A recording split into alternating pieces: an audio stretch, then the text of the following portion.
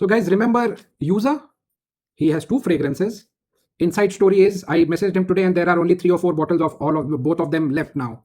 And Kani, so he was telling me that including all his personal stash, there are 3 or 4 bottles each of the Hindi Damasque and the Civet Nocturna. So the Civet I've already covered. Let's talk the Hindi Damask. Hindi Damask is a beauty.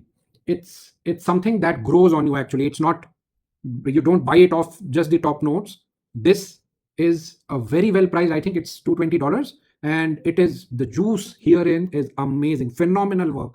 So it's basically, Kani started off, I was reading the narrative. He started off with the animalics. He wanted to create animalics without an oud. What he does a skunk tincture, a muskrat, a Siberian musk tincture, and ambergris.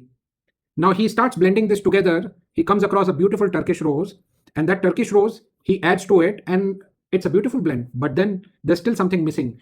He's parallelly making an attar in his workshop. That attar has to have Hindi oud. Now that Hindi oud, suddenly he realizes that's the part which is missing in this blend, and he adds that Hindi oud, and to balance it out, he adds more Turkish rose, and this is what you get: skunk, muskrat, Siberian musk, ambergris. So the experience. This as a story would be, you are sitting in a rose garden right next to an ocean. How that happens, I'm not sure. But in a parallel world, you are sitting in a rose garden, you're sitting with a skunk, a deer, and a muskrat. And what are you doing? Why are you sitting in that rose garden? Besides the ocean, you are having coffee.